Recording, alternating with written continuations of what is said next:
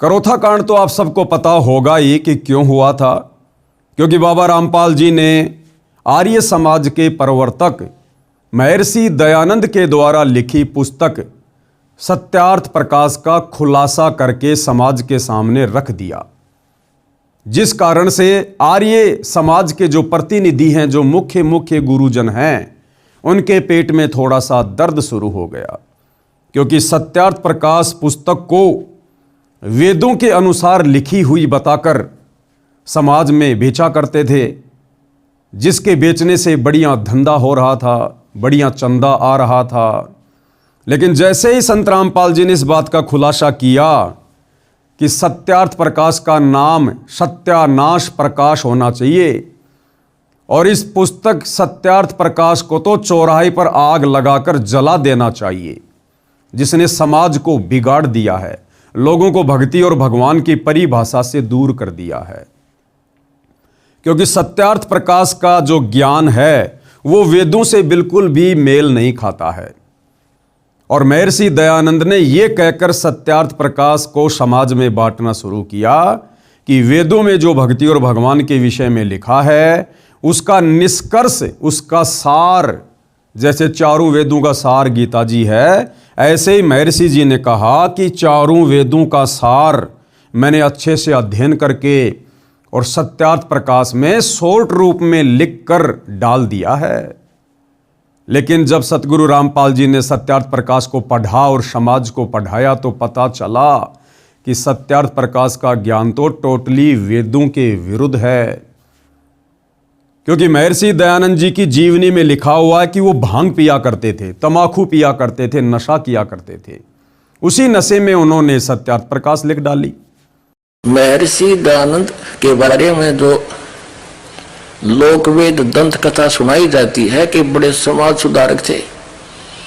ये काहे के समाज सुधारक थे? ये स्वयं भांग पिया करता, तमाकू खाया करता, तमाकू सूंघा करता, नंगा फिरा करता और ओका पिया करता और चाय पिया करता। 100 वर्ष पहले हमारे यहाँ हरियाणा प्रांत के अंदर तो चाय अभी मेरे ख्याल में 60 वर्ष से प्रवेश हुई होगी।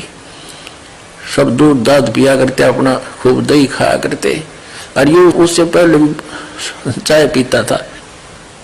इसका प्रमाण आपको इन्हीं के करकमलों द्वारा, आर्य समाजियों की करकमलों द्वारा लिखी पुस्तकों से प्रमाणित करता है। दास देखिएगा महर्षि दयानंद के चेलों द्वारा लिखी हुई पुस्तक में दिखाते हैं कि भांग पीता था, तमाकू खाता था, तमाकू सूंघता था, हुक्का पिया करता था और चाय पिया करता।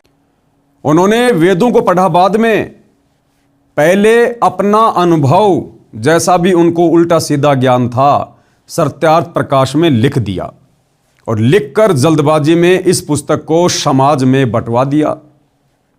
उसके बाद महर्षि दयानंद जी ने सोचा कि अब मैं वेदों का अध्ययन करूंगा। और जब उन्होंने वेदों का अध्ययन करना शुरू किया तो उनके पसीने छूट गए।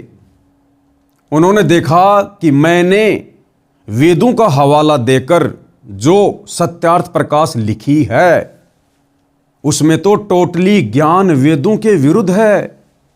वेदों में तो लिखा है कि परमात्मा साकार है, दिखाई देता है, मनुष्य के जैसा है, राजा के समान देखने योग्य है, सिर पर मुकुट है, और वो भगवान, वो परमात्मा, उसका नाम कबीर है।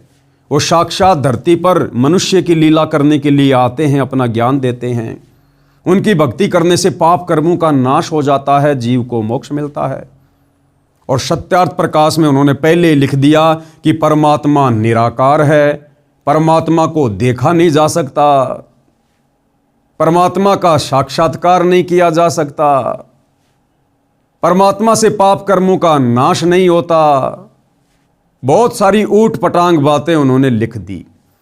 अब महर्षि जी ने सोचा कि यदि मैं अपनी गलती समाज को बताऊंगा तो मेरी तो बेइज्जती हो जाएगी। इसलिए महर्षि जी ने सत्यार्थ प्रकाश के उल्टे ज्ञान को ऊपर रखने की दृष्टि से वेदों का अर्थ करते समय अर्थों का अनर्थ कर दिया कि जनता पागल है, भोली है, क्या पढ़ेगी जनता, क्या पता जनता को वेदों में क्या लिखा है। ये सोचकर उन्होंने वेदों के अर्थों का अनर्थ कर दिया। अपनी पुस्तक सत्यार्थ प्रकाश को सत्य साबित करने के लिए। लेकिन भाई कहावत है कि चोर चुरावे तूमड़ी गाडे पानी माँ, वो गाडे व ऊपर आवे सच्चाई छानी ना। सच को दबाया जा सकता है लेकिन मिटाया नहीं जा सकता।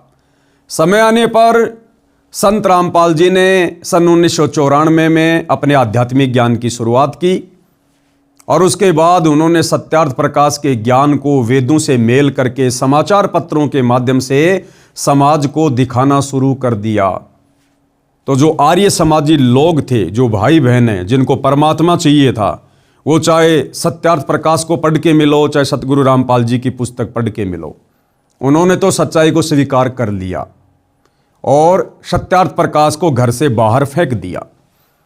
लेकिन जो आर्य समाज के मुख्य लोग हैं, प्रतिनिधि हैं, गुरु लोग हैं, गुरुकुलों के लोग हैं, उन्होंने देखा कि इस प्रकार से तो तुम्हारा धंधा बंद हो जाएगा। तो उन लोगों ने आर्य समाज के भोले भाले लोगों को संत रामपाल जी और करोथा आश्रम के विषय में उल्टी सीधी बातें कहकर भड़काना शुरू कर दिया। आम जनता समझ नहीं पाई, जिस कारण से 2006 में करोथा कांड हुआ और रोहतक की सोनारिया जेल में सतगुरु रामपाल जी 21 महीने रहकर आए। उसके बाद भाई और बहनों, बरवाला कांड सन 2014 में बरवाला कांड हुआ। लेकिन बरवाला कांड को करवाने में ना किसी आर्य समाजी का हाथ था, ना किसी आर्य समाज के प्रतिनिधि का या गुरु का कोई हाथ था, ना अन्य किसी धर्मगुरु का कोई हाथ था, ना तत्कालीन सरकार का कोई हाथ था। बरवाला कांड में यदि किसी का हाथ था तो सतगुरु रामपाल जी के नालायक परिवार का, सतगुरु रामपाल जी के नालायक बेटा बेटी भाई बंधु रिश्तेदारों का, उनके मंद बुद्धि भक्तों का हाथ था, जिन्होंने अहंकार में आकर जबरन प्रशासन से पंगा ले लिया और अपने गुरु से बड़े होकर अपने गुरु को शिक्षा देकर कि गुरुजी हम आपको जैसा कहें आप जी वैसा करते रहो, हम आपसे कहें कि गुरुजी बीमारी का नाटक करो तो आप लेट जाना, डॉक्टर आएंगे, डॉक्टरों से हमने बातें कर ली हैं, वो आपको चेक करेंगे, आप बीमार बनकर लेटे रहना, बाकी हम मीडिया के सामने पेश कर देंगे जो हमने करना है, आप टेंशन ना लेना। आपको नहीं पता गुरुजी प्रशासन का क्या मामला है, बाहर दुनियादारी का क्या मामला है, वो हम अपने आप संभाल लेंगे। क्योंकि शतलोक आश्रम वालों ने, संत रामपाल जी के परिवार वालों ने सन 2010 में एक मनमुखी संगठन खड़ा किया शतलोक आश्रम में, जिसका नाम है राष्ट्रीय समाज सेवा समिति। और इस राष्ट्रीय समाज सेवा समिति के संविधान में यानी 12 पेज का इन्होंने इस समिति का एक संविधान बनाया इन आश्रम वालों ने।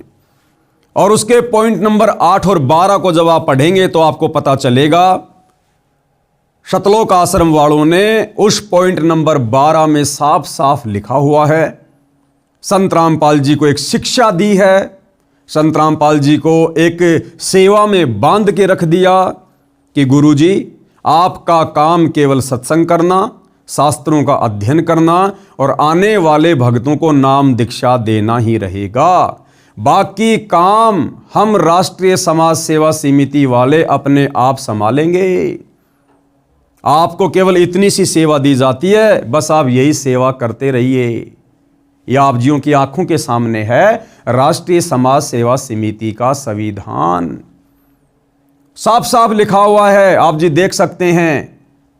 राष्ट्रीय समाज सेवा समिति अर्थात शतलोक आश्रम मैनेजमेंट हरियाणा वालों ने संत रामपाल जी को सलाह दी, शिक्षा दी और आदेश दे दिया कि बाकी जिम्मेदारियों से संत रामपाल जी को मुक्त किया जाता है। तो हो गए ना भगत भगवान से बड़े, और इन्होंने प्रशासन से पंगा ले लिया। संत रामपाल जी की आड़ में उनका नाम ले लेकर उनके भक्तों को भ्रमित किया गया। संत रामपाल जी के भोले भाले भक्तों को उनके परिवार के द्वारा काले कपड़े पहनाकर आश्रम के बाहर कमांडो बनाकर खड़ा कर दिया गया। हाथों में लठ पकड़ा दिए, पत्थर पकड़ा दिए गए, पेट्रोल बम पकड़ा दिए गए। और क्या आदेश दिया गया कि संत रामपाल जी का आदेश है, हमने पुलिस प्रशासन को अंदर नहीं आने देना है। भले हमारी जान भी क्यों ना चली जाए। जबकि संत रामपाल जी का कोई लेना देना नहीं किसी भी प्रकार का।